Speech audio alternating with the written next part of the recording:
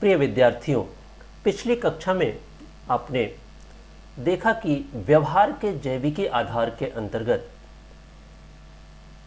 Neuron क्या होता है, उसके कितने प्रकार होते हैं।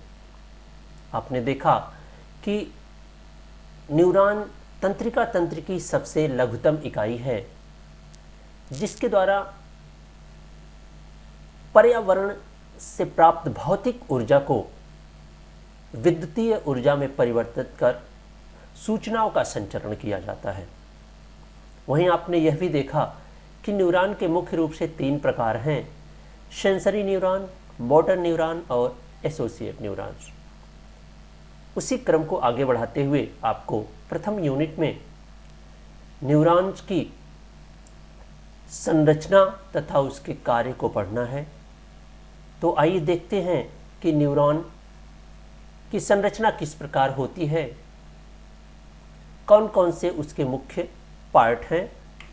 तो स्ट्रक्चर ऑफ न्यूरॉन आप देख सकते हैं। न्यूरॉन जो है उसमें मुख्य रूप से 3 पार्ट्स होते हैं: डेंड्राइट जिसे शाखिका कहते हैं, सेल बॉडी जिसे सोमा भी कहते हैं, एक्सॉन और माइलन शीथ। यहाँ पर दिया हुआ है 4, लेकिन मुख्य रूप से न्यूरॉन के 3 ही पार्ट या 3 ही स्ट्रक्चर को एक्सप्लेन किया जाता है।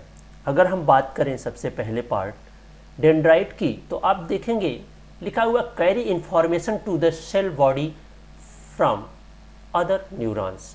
यानी कि शाखिका क्या है, आप इस चित्र में देखेंगे तो ये जो टहनियों की तरह निकला हुआ है, आप देख रहे हैं पेड़ों की टहनियों की तरह ये सारी चीज़ें, ये देखिए ये सारी चीज़ें क्या हैं, ये डेंड्राइट हैं जिसे शाखिका कहा जाता है। चूँकि पेड़ों की शाखाओं की तरह होता है इसलिए इसे शाखिका कहा जाता है। इसका काम होता है कि carry information to the cell body.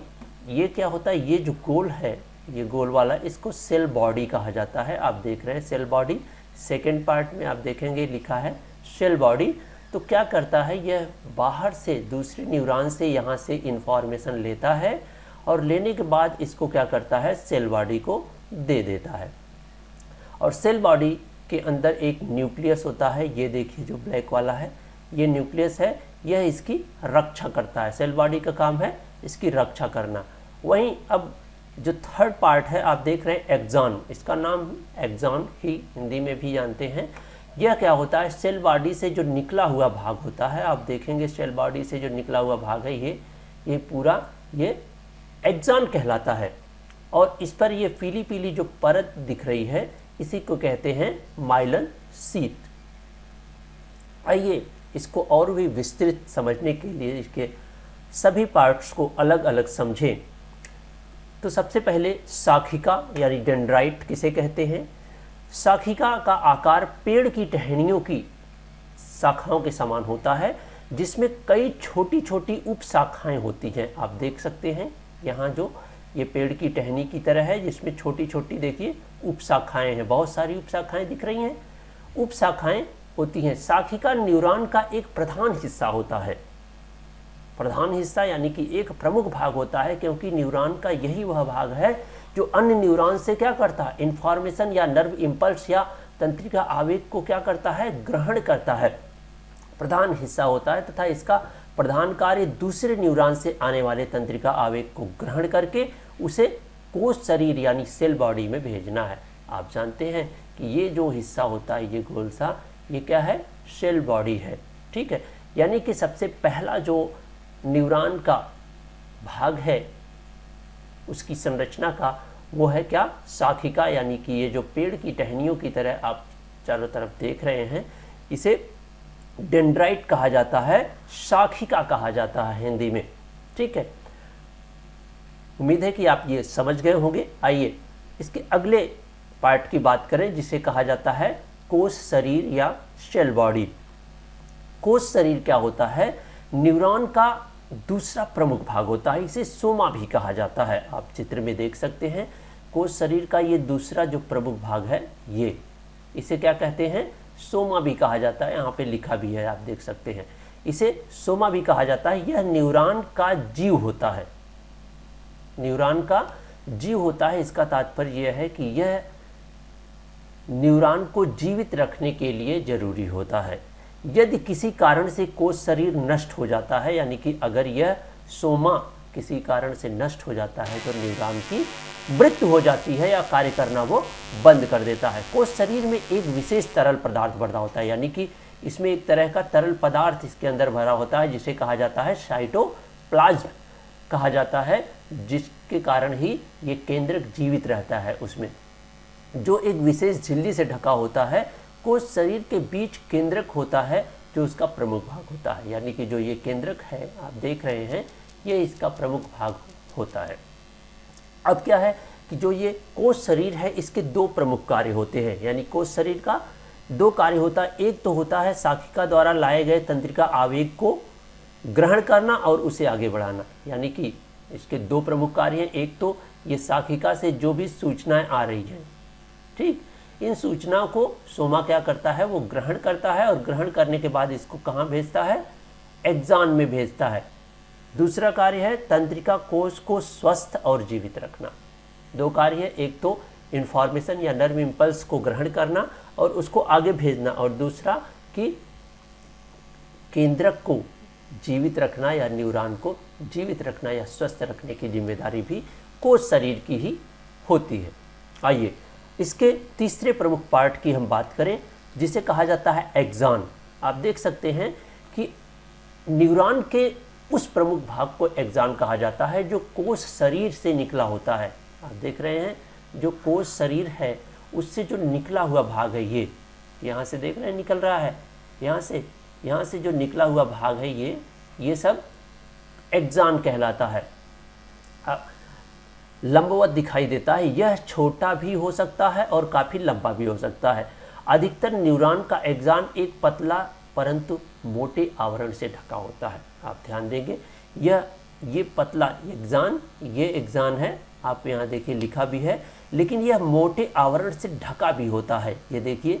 और जो बीच बीच में क्या है, दबा हुआ है, तो ये मोटे आवरण से जो ढका है इसी को क्या कहते हैं, माइलन शीथ कहते हैं। इसी को माइलन शीथ कहते हैं, मोटे आवरण से ढका होता है जिसे माइलन शीथ कहते हैं। आप देख सकते हैं कहा जाता है यह शीथ या आवरण सतत न होकर प्रत्येक 2-2 मीटर पर काफ़ी पतला होकर दबा होता है। आप देख रहे हैं कि यहाँ देखिए कंटिन्यूअस नहीं होता, कंटिन्यूअस अगर होता तो जो इन्फॉर्मेशन है उसकी वो स्लो होती, लेकिन दबे होने के कारण वह किसी भी इन्फॉर्मेशन की सूचना को 10 गुना बढ़ा देता है, यानी कि उसमें और अधिक स्पीड कर देता है वो दबे होने के कारण। प्रत्येक एक्सॉन के अंतिम छोर पर छोटे छोटे तंतु होते हैं। आप देख रहे हैं ये एक्सॉन का अंतिम छोर है, ये यहाँ पर देख रहे हैं छोटे छोटे, ये देखिए छोटे छोटे प्लेट हैं ना, ये छोटे छोटे जो प्लेट हैं उसको कहा जाता है एंड ब्रश या एंड प्लेट कहा जाता है। अनेक एक्सॉन एक साथ मिलकर एक तंत्रिका का निर्माण करते हैं। तो इस आधार पर जो इसके 3 प्रमुख भाग आपने देखा, सबसे पहले शाखिका, दूसरा कोश शरीर और तीसरा एक्सॉन। अब क्या है कि एक्सॉन के कार्य क्या हैं, आप देखेंगे एक्सॉन के भी 2 प्रमुख कार्य हैं। एक तो कोश शरीर से आए हुए तंत्रिका आवेग को क्या करना है, ग्रहण करना है, यानी कि कोश शरीर से जो भी तंत्रिका आवेग आ रहा है उसको ग्रहण करना, और दूसरा क्या है, तंत्रिका आवेग को अंतिम छोर यानी एंड ब्रश तक पहुंचाना होता है। ठीक है, तो इस आधार पर कोश शरीर के एक्सॉन के ये 2 प्रमुख कार्य हैं। अब हम देखते हैं कि न्यूरॉन्स के कार्य, तो आप बहुत ही आसानी से समझ सकते हैं कि जो न्यूरॉन है वह एक तंत्र की सबसे छोटी इकाई है जो सूचनाओं का संचरण करती है, जिसमें आपने देखा कि इसके 3 प्रमुख भाग हैं। तो अब इस कार्य कैसे करता है, जहाँ तक आप अभी तक समझ गए होंगे कि यह कार्य कैसे करता है, जबकि इसकी संरचना में आप देख रहे हैं कि ये इधर शाखिका होती है, उसके बाद ये केंद्रक है, सोमा है, और ये एक्सॉन लास्ट में एंड ब्रश है। तो जब भी कोई इन्फॉर्मेशन, कोई भी नर्व इम्पल्स यानी तंत्रिका आवेग जब इधर से किसी, चाहे किसी ज्ञानेंद्रिय से आए या तो किसी दूसरे न्यूरॉन से आए, आते ही वह साखिका ग्रहण करती है। साखिका इसको जब ग्रहण करती है तो साखिका ग्रहण करने के बाद उस नर्व इम्पल्स को कहाँ भेजती है? सोमा में या कोश शरीर में भेजती है। कोश शरीर उस इंफॉर्मेशन को एक्सॉन के द्वारा एंड ब्रश तक पहुंचाता है और एंड ब्रश से तुरंत दूसरा न्यूरॉन लगा होता है। यहीं पे दूसरा न्यूरॉन लगा होता है और एंड ब्रश फिर उस सूचना को दूसरे न्यूरॉन को दे देता है। इस आधार पर आप देखते हैं कि इसका जो कार्य है सूचनाओं को ग्रहण करना और उसे आगे बढ़ाना, मुख्य रूप से यही कार्य होता है। आगे की वीडियो में आपको पढ़ना है कि जो सूचनाएं ट्रांसफ़र होती हैं वह एक से दूसरे में किस प्रकार ट्रांसफ़र होती है। आपको इसी यूनिट में पढ़ना है साइनेप्टिक दरार यानी कि संधि स्थलीय दरार भी पढ़ना है और तंत्रिका आवेग क्या होता है वो पढ़ना है। उसके बाद तंत्रिका तंत्र, ये 3 प्रमुख कॉन्सेप्ट आपको इस यूनिट में और पढ़ना है। तो अगली वीडियो में हम लोग जानेंगे कि संधि स्थलीय दरार क्या होता है, यानी कि कोई भी न्यूरॉन एक दूसरे से सटा नहीं होता है, फिर भी सूचनाओं का संचरण किस प्रकार से होता है, उसमें संधि स्थलीय दरार का क्या कार्य है, किस तरह से कार्य करती है, उसकी संरचना कैसी होती है, ये सारी चीज़ें हम अगली वीडियो में जानेंगे। आपको यह व्याख्यान कैसे लग रहे हैं कमेंट में आप ज़रूर बताएं और जो भी क्वेश्चन हो आप कमेंट में पूछें, उसका जवाब मैं आपको दूंगा। ठीक है, तो मिलते हैं कल अगली क्लास में। तब तक के लिए जय हिंद।